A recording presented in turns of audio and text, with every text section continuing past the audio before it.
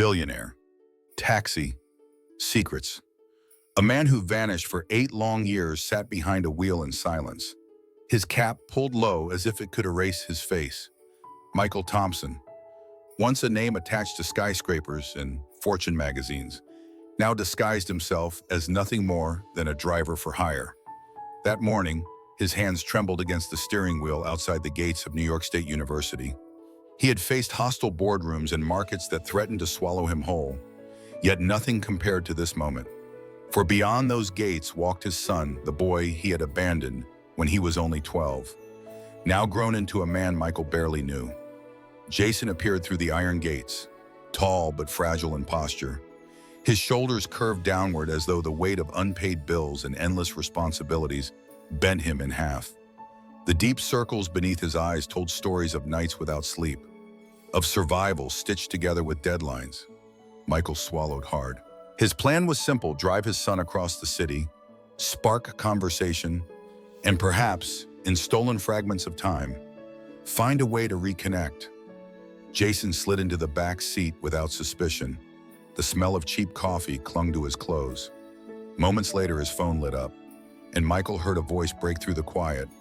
Jason was speaking to Brian, his boyfriend. The electricity bill hasn't cleared yet, and Margaret still needs that expensive test. I don't know how we'll manage. Each word sank into Michael's chest like a fist. He had expected his son to be struggling, but hearing it aloud was different. The shame burned hotter than any market loss he had ever endured. Traffic on Fifth Avenue trapped them in a river of honking horns and red brake lights, giving Michael more time than he deserved. He asked casual questions, careful not to reveal himself. Jason's answers were clipped, exhausted. He confessed he worked mornings as an intern at an architecture firm, afternoons tutoring math, evenings carrying trays in a noisy diner. Weekends belonged to freelance projects, sketches, designs for clients who rarely paid on time. His laugh was brittle when he admitted, "My boyfriend understands, but loving someone who's always racing a deadline isn't easy." Michael blinked rapidly, trying to hold back the sting in his eyes. He had missed every milestone the first time Jason fell in love, the first time he found the courage to say he was gay. The quiet battles fought under the roof of Margaret's small apartment. Instead of guiding him, Michael had been a shadow, a man defined by absence. Jason leaned back, staring at the blur of traffic. "There's a chance to study in London. Sustainable architecture, 6 months. But I can't leave Margaret. And even if I wanted to go, I don't have the money." Michael's heart screamed to confess. He could fund every dream, lift every burden, make London possible. Yet he knew Jason would never accept a gift from the father who had walked away. To reveal himself now would only make the wound deeper. When they reached the modest street in Greenwich Village, Jason opened the door with weary grace. Michael, desperate to leave something behind, slid a plain white business card toward him. John Smith. The ink read, a fabricated name, a false connection, but it was the only bridge he dared to build. Jason tucked it into his pocket without thought, already stepping into the shadowed stairwell that led to Margaret's apartment. Through the rearview mirror, Michael caught one last glimpse, his son's profile lit by a dim streetlight, the line of his jaw carrying both youth and exhaustion. Michael whispered into the empty car, "I am here, Jason. I never stopped being here." The city around him pulsed with indifference. But inside the silence of the taxi, a father's regret filled every corner. Sometimes life does not hand you grand chances for redemption. Sometimes it gives you only a single ride, a brief pause at a red light, a moment to see what you threw away. If you believe staying is more powerful than any promise, comment the word "stay" below. And don't forget to subscribe to Heartstorie, where stories of family, identity, and courage are given a voice worth remembering. 2 days later, Jason found himself once more sliding into the back of the same taxi. This time his voice carried a faint lift, a trace of relief. Margaret's medical test, once a looming burden, had suddenly been covered through a health assistance program. He explained it into the phone as Michael listened in silence, pretending to adjust the rearview mirror. Jason's tone softened as though the city's weight had eased for just a moment. Michael's pulse slowed. He had orchestrated that quiet rescue in the background, wiring funds through layers of anonymity, ensuring no one could trace them back to him. Jason would never know that the safety net had been his father's doing, yet listening to his son talk freely about it, believing the miracle to be chance, tore Michael in two. The ride stretched longer this time, and Jason spoke more than before. He confessed that his anger toward his absent father had once been hot and uncontainable. With years, it had cooled into something else, not forgiveness, not healing, but an empty space that had hardened like scar tissue. "You can only rage for so long," he murmured. "After a while, you stop expecting anything at all." His words were not pointed at Michael directly, but they pierced him deeper than accusations ever could. By the time they reached Midtown, Jason made a sudden decision. He asked the driver to take him to Thompson Global's headquarters. Michael's heart stumbled. To walk into that tower meant to collide with truth. Panic flared. He maneuvered through traffic, dropped Jason off, then raced through a service entrance to get upstairs first. His secretary's eyes widened as he arrived, breathless, whispering sharp instructions: no calls, no interruptions, no explanations. The glass walls of the 32nd floor gleamed with cruel clarity. Jason walked in, shoulders squared with defiance, introducing himself to the receptionist not as a stranger, but as Jason Thompson, son of Michael Thompson. His voice did not waver. For the first time in years, he demanded presence. Michael removed the driver's cap he had carried like armor, revealing his face under the harsh corporate light. The silence that followed was heavier than any boardroom showdown. Jason froze. Then his expression collapsed into fury. His voice cracked through the air. You sat behind a wheel pretending to be someone else. After 8 years, you show up wearing a disguise, listening to me like some joke. His fist hit the table, papers scattering across polished wood. Michael reached for him, but the distance was already infinite.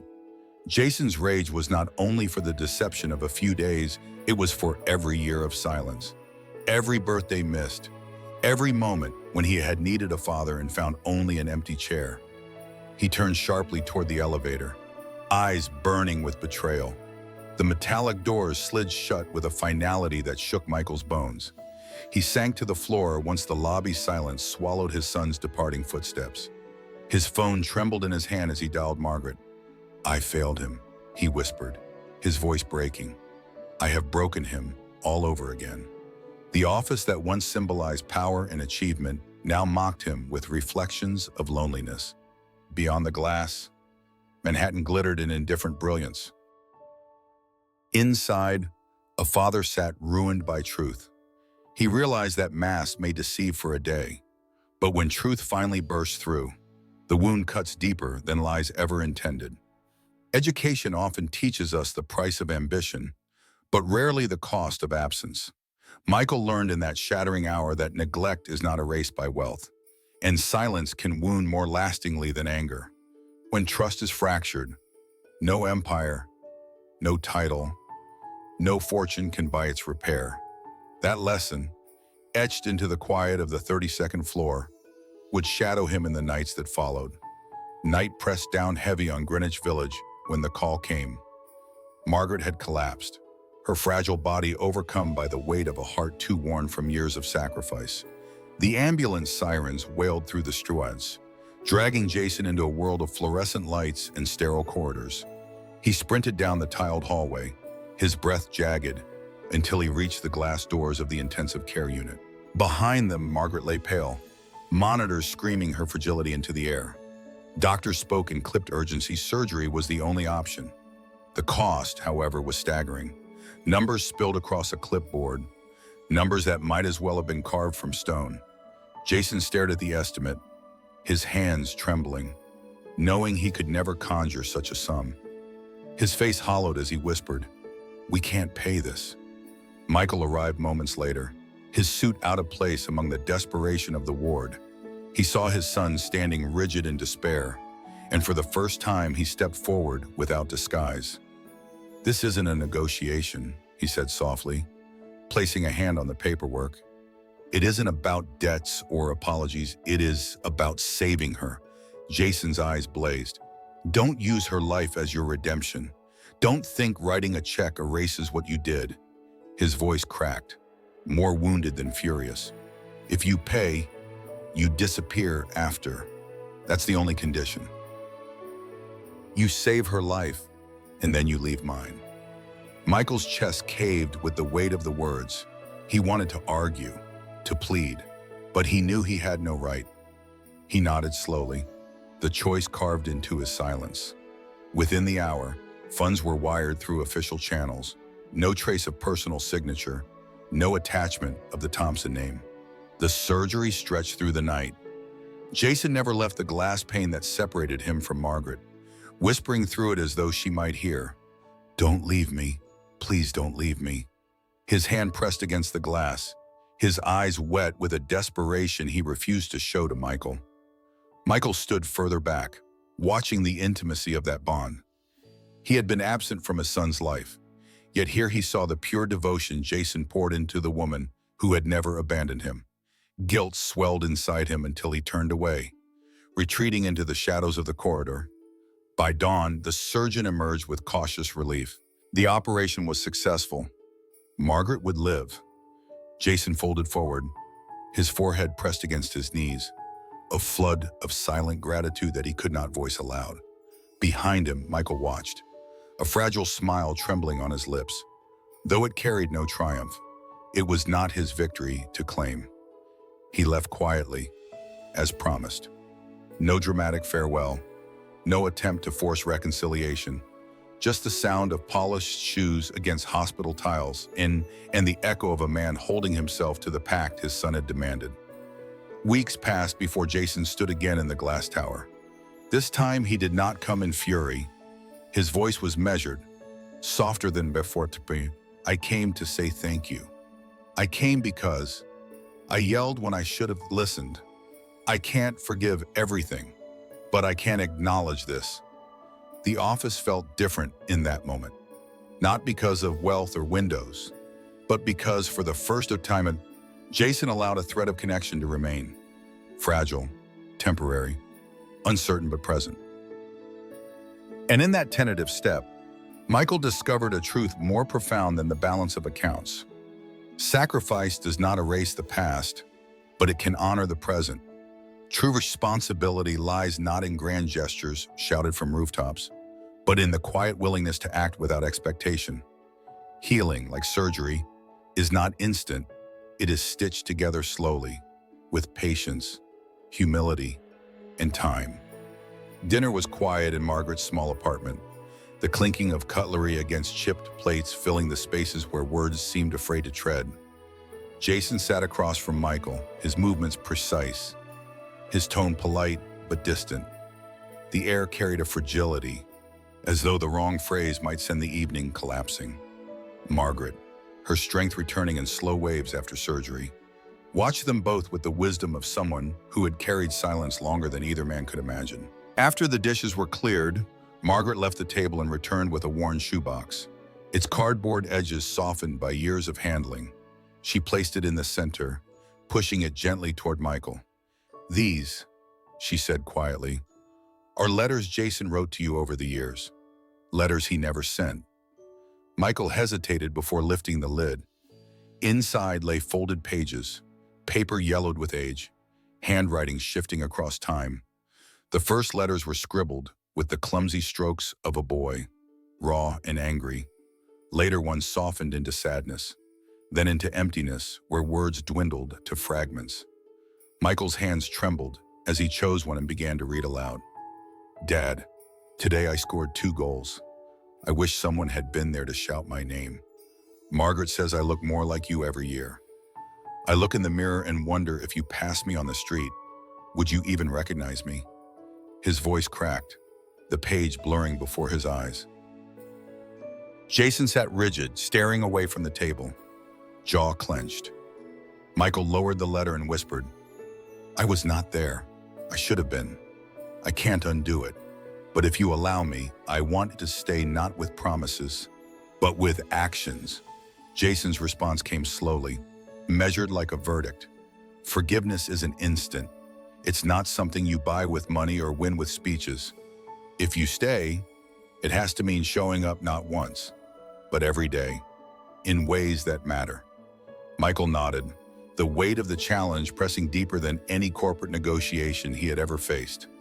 That night, he began in the simplest of ways, tightening the loose kitchen shelf that had wobbled for months, washing the dishes while Margaret rested, preparing her medication without being asked. His presence was quiet, unadorned, almost invisible, yet it was presence nonetheless. As Jason watched from across the room, he pulled from his pocket an old rainbow pin, the colors faded but still defiant. He set it on the table between them, not as a gift, not as forgiveness, but as a test. Michael's eyes lingered on it, understanding the weight of the gesture without a word. The moment was interrupted by Margaret's soft voice calling Jason into the kitchen. She handed him a yellowed envelope, sealed years ago. "This is the letter you wrote on the day you came out at 16. You told me never to send it, but maybe now is the time." Jason stared at the envelope, stunned. His fingers traced the old postmark, the fragile paper holding a younger version of himself. Margaret placed her hand over his. Truth doesn't always belong locked away. Sometimes it has to be read. The evening closed in around them, heavy with memory and anticipation. The shoebox of unsent words lay open, the rainbow pin glinting in the dim light, the unopened envelope pressing its weight into Jason's palm. It was not forgiveness. Not yet, but it was the doorway to it. In that fragile silence, a lesson emerged. Unspoken but undeniable reconciliation is not a grand return. It is a series of small, steady steps. To heal what is broken requires patience, humility, and the courage to remain when leaving feels easier. Presence, more than promises, is the language love understands. The apartment was quiet when Margaret set a small envelope on the kitchen table. Its paper had yellowed, the postmark faint. Jason froze the moment he saw it. She spoke gently. "This is the letter you wrote the day you came out at 16. You told me never to send it, but I think this is the time." Jason's fingers shook as he tore the seal. His own handwriting from years ago spilled across the page. He had confessed his fear that his father would hate him for being gay, confessed the shame he carried, yet begged in hesitant words that one day his father might still be proud. At the bottom, in uneven strokes, was a single line: "If you ever come back, I don't need money. I only need a father who supports me for who I am."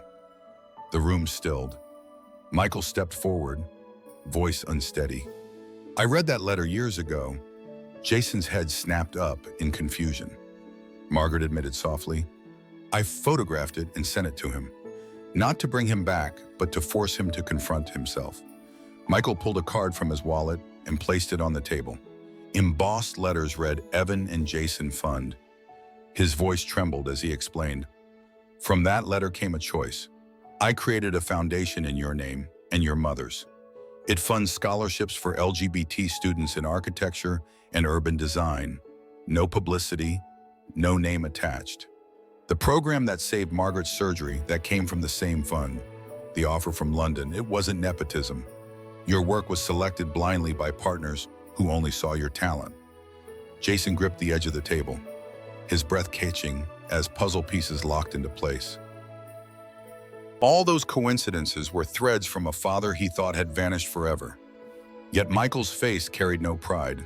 "This isn't to buy forgiveness. I can't erase my absence. But I can make sure others like you never have to choose between identity and their dreams." I learned late, but I learned. Jason stared at the fund card for a long moment before pulling the old rainbow pin from his pocket. He fixed it to Michael's lapel, his voice firm. "Tomorrow. Stonewall. No back rooms, no masks. Stand with me, as my father." Morning broke over West Village with a crowd gathered in memory and pride. Amid the sea of colors, Michael walked beside his son, the rainbow pin catching sunlight. No speeches, no banners, just a man who had once run from his child, now standing at his side, arm around his shoulders. Cameras captured it. But more importantly, Jason felt it, the truth of presence. That night, before leaving for London, Jason showed Brian a sketch of a bridge. "It's more than a design," he whispered. "It's what I want between me and my father, between who I am and who I'll become." In another room, Michael unfolded the final letter from the shoebox. Its closing line echoed softly, "If you come one day, I will not run as long as you stand with me." He looked up and answered, "I stand." So now, let me ask you if staying is stronger than any promise. Would you choose to stay? Comment your thoughts below. And don't forget to subscribe to Heart Stories, where stories of family, identity, and courage are told in voices that will never be silenced.